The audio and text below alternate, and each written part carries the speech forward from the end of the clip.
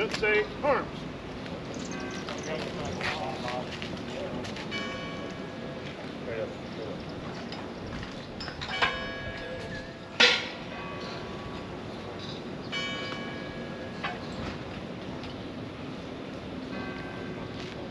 Here we are on the 246th birthday of the Declaration of Independence. You all please stand. Pledge of Allegiance will be led by Shaylin Wolf. Present. Who? Yes. I pledge allegiance to the flag of the United States of America and to the republic for which it stands, one nation, under God, indivisible, with liberty and justice for all. Please remain standing. Who? We will now have Lily Adams sing the Star Spangled Banner. Present. Who?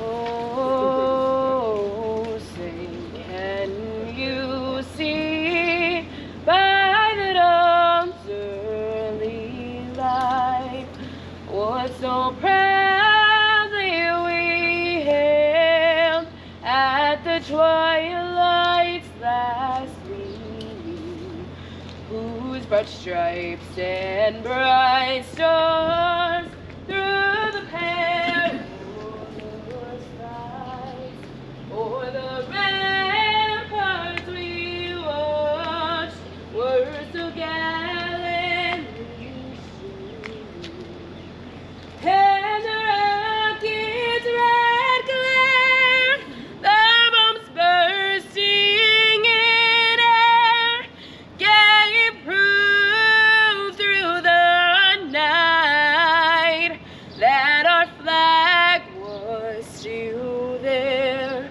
Oh, say does that star-spangled banner yet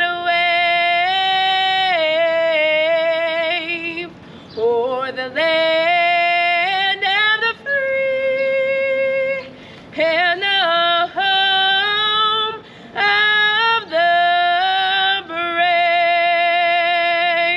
brave? Order. Who?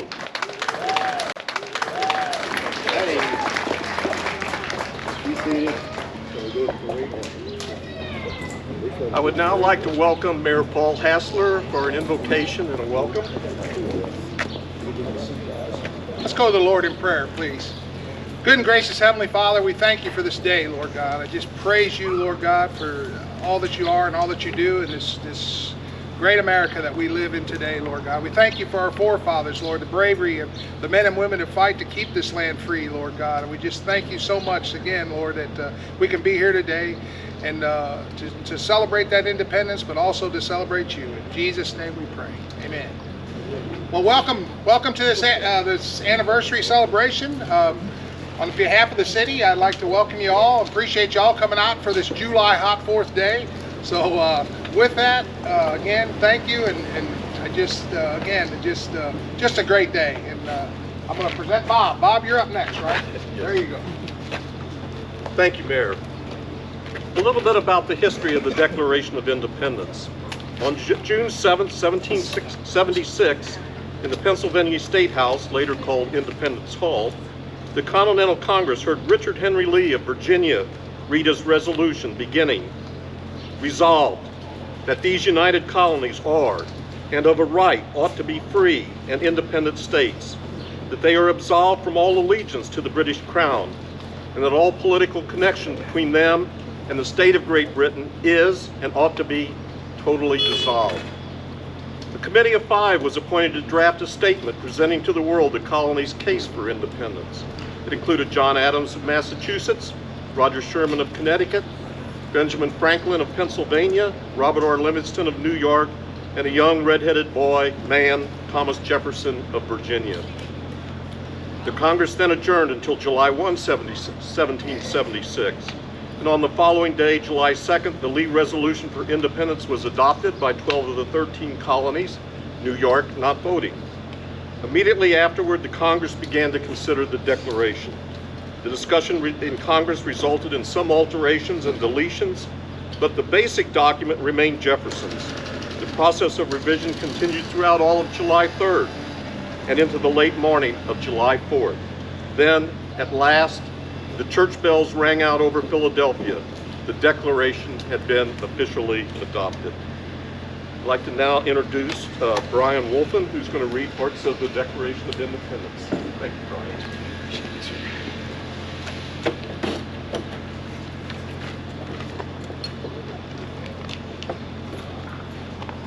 Morning. The unanimous Declaration of the 13 United States of America. When in the course of human events it becomes necessary for one people to dissolve the political bands which have connected them with another, and to assume among the powers of the earth the separate and equal station of which the laws of nature and of nature's God entitled them. A decent respect to the opinions of mankind requires that they should declare that the cause which impelled them to the separation.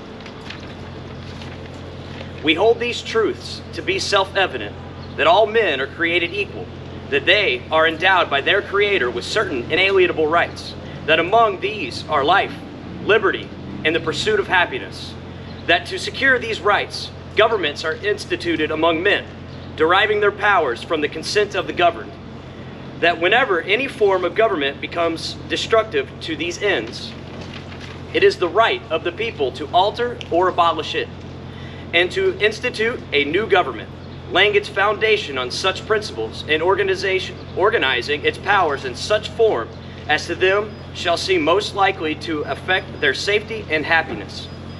Prudence, indeed, will dictate that governments long established should not be changed for light and transient causes, and accordingly all experience hath shown that mankind are more disposed to suffer, while evils are sufferable, than to right themselves by abolishing the form of which they are accustomed.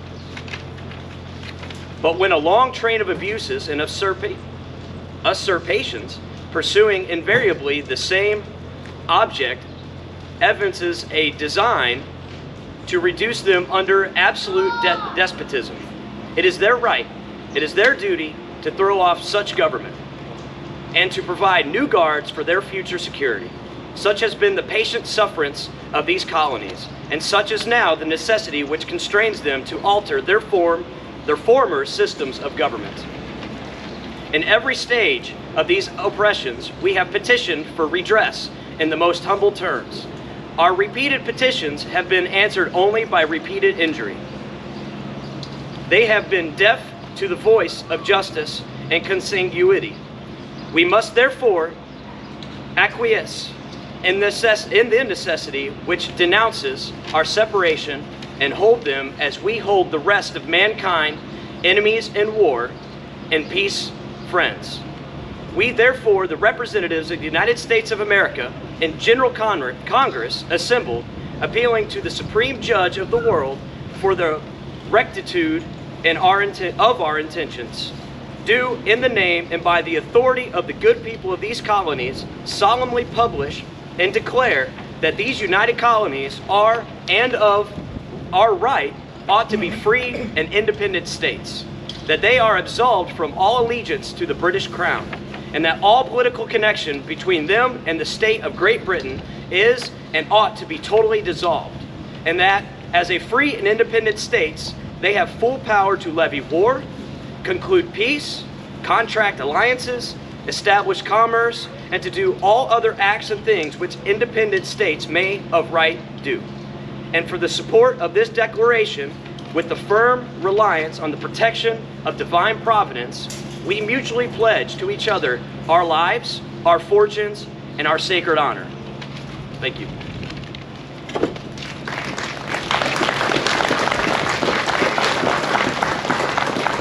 Thank you, Brian.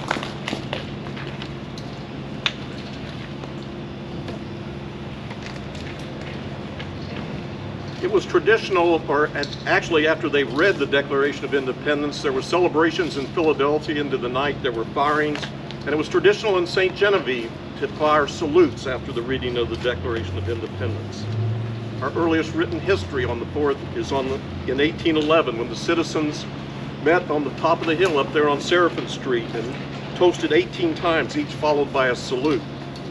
Later celebrations involved the firing of a cannon on Maxwell Hill to honor the day. I'd like to now ask the Ste Gen Mo police and their friends to fire a salute in honor of the Declaration of Independence. Patriot!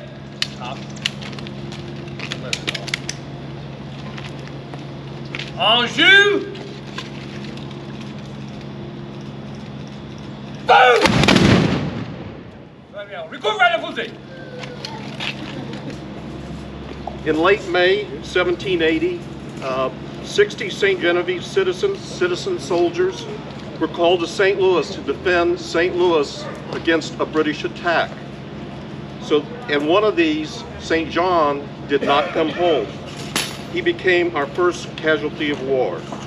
Since that time, St. Genevieve citizens have continued to answer our country's call during the wars of 1812, the Mexican War, the Civil War, the Spanish-American War, World War I, World War II, Korea, Vietnam, Iraq, and even lately in Afghanistan, and have lost their lives in that duty. The red in our flag that we proudly display represents hardness and valor, as well as courage and readiness to sacrifice. It is also sometimes said to represent the blood shed by those who fought to protect our freedom and our country. Please stand with heads uncovered as the VFW Honor Guard fires a salute to those who gave their all, and remain standing as taps displayed. We, the members of Post 2210, Veterans of Foreign Wars of the United States of America, are here to pay a lasting tribute of respect to our departed comrades. When the call of our country was heard, our comrades answered. As a brave men, they marched away with the abiding faith in his God, their country, and their flag. The red of our country's flag was made redder by their heroism, the white more stainlessly pure by the motives which impelled them. The blue has been glorified by the service he has given to the American ideals. Firing squad, port, forward. Prepare to fire. Ready, aim. Ready, aim, ready, aim, present, forward.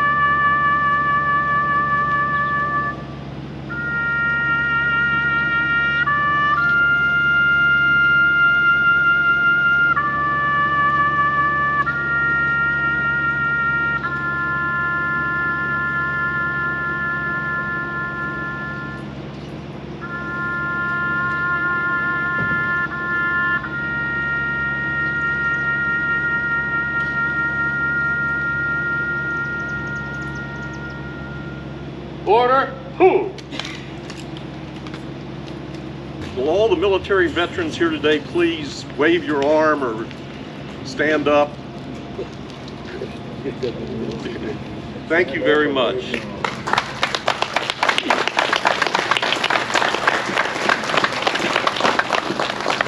Let us not forget the family members who have endured the many hardships of military life and long absences from their loved ones when those loved ones have been stationed elsewhere.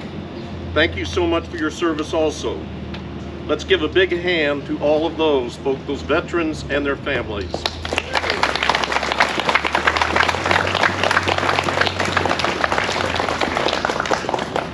I'd like to ask Lily Adams to come back to the stand and sing America the Beautiful. Please join in with her. Oh,